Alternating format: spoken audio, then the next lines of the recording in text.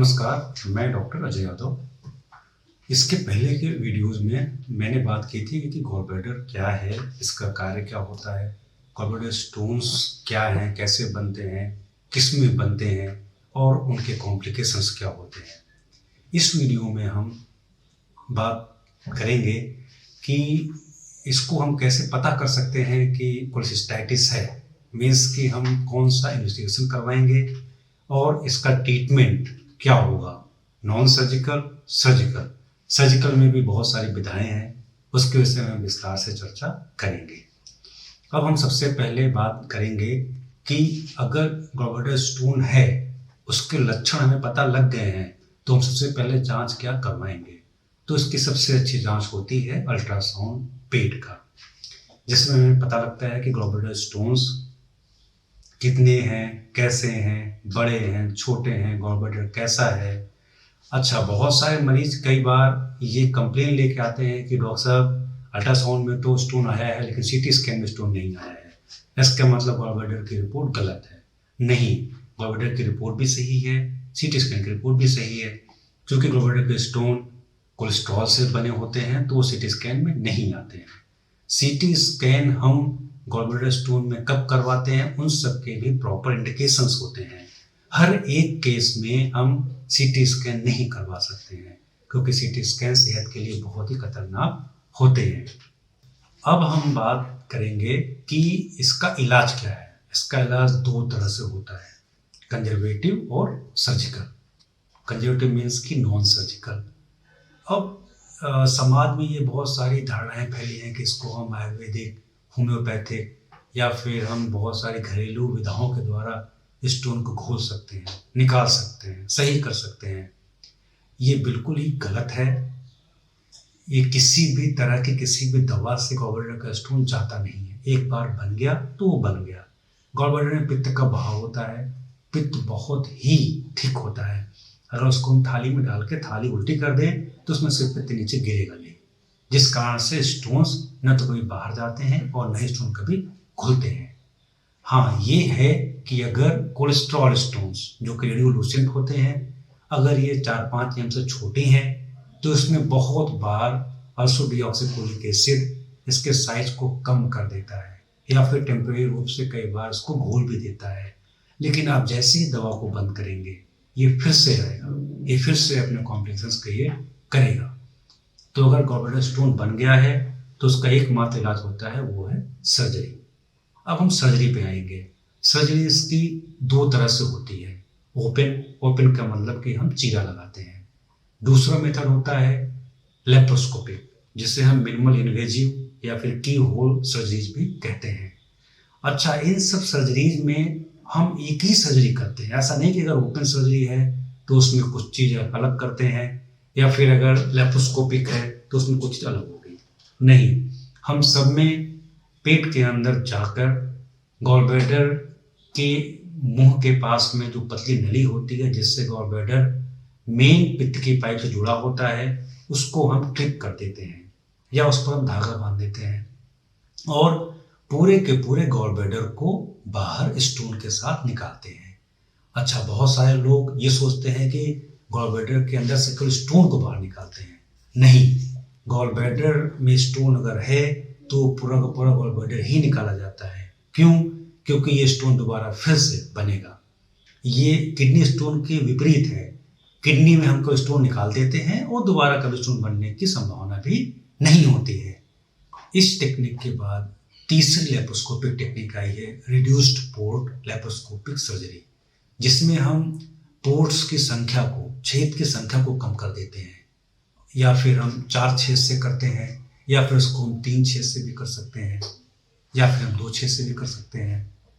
इसके बाद इससे भी एडवांस टेक्निक आई जिसे हम बोलते हैं mini laparoscopic with reduced port laparoscopic, जिसमें हम एक अम्बिलिकस पर 10 एम का छेद करते हैं, दूसरा एपिगैस्ट्रिक पे करते हैं जो 5 एम का होता है।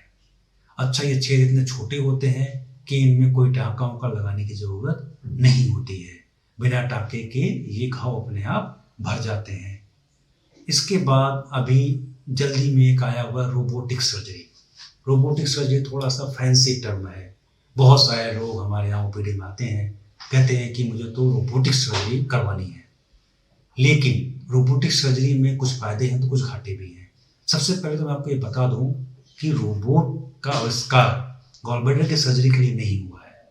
ये जो बड़ी सर्जरी होती हैं, जो कि लगभग 2-3 घंटे से ज़्यादा लंबी सर्जरी चले, उसमें इसका इस्तेमाल करते हैं, न कि गॉल ब्लैडर की सर्जरी में। किसी भी रोबोट का उपयोग हम गॉल ब्लैडर, अपेंडिक्स, हर्निया में नहीं करते हैं, क्योंकि सर्जरी बहुत छोटी होती हैं। 5 से 10 मिनट की सर्जरी होती है।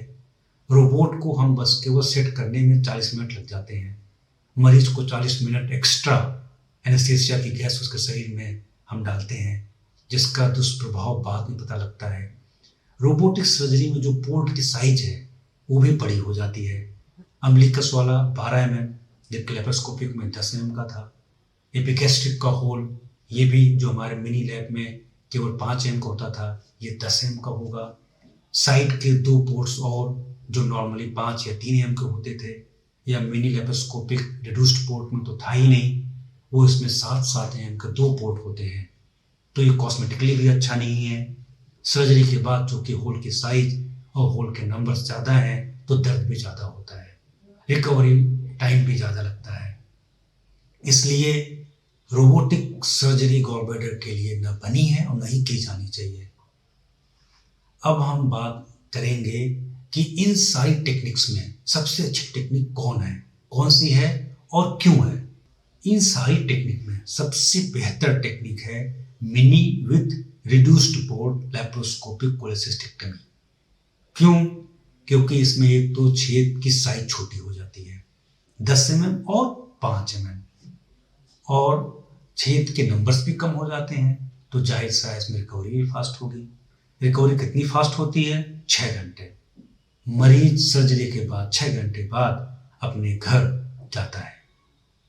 6 घंटे के बाद वो खाना पीना सब कुछ का शुरू हो जाता है, अपने पैरों पर चलता है, लैट्रिन, वॉशरूम सब कुछ उसका सेम डे से स्टार्ट हो जाता है। पेशेंट सुबह भर्ती होता है, 9 बजे सर्जरी होती है, शाम को अपने घर चला जाता है। इसमें पोस्ट ऑपरेटिव में किसी तरह की कोई एंटीबायोटिक की जरूरत नहीं होती है। पेन किलर्स भी ना के बराबर होते हैं। लगभग 50 से 60% पेशेंट्स ये सर्जरी के बाद पेन किलर भी लेने से मना कर देते हैं। ये कहते हैं कि जब पेन नहीं हो रहा है तो फिर दर्द की दवा क्यों ली जाए। हाँ, लगभग 40 से 50% खास करके फीमेल्स ये दर्द की दवा लेती हैं। हो सकता है 1 दिन या 2 दिन के बाद फिर उसकी भी जरूरत नहीं पड़ती है। सर्जरी के बाद हम फॉलोअप में जब हमें कॉल करना होता है तो लगभग 5 से 7 दिन के बाद एक बार फॉलोअप में हम मरीज को बुलाते हैं।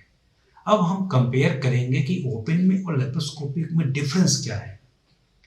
डिफरेंस ये होता है कि इसमें सबसे पहला पेन, सर्जरी के बाद ओपन सर्जरी में पेन बहुत ज़्यादा होता है। क्यों?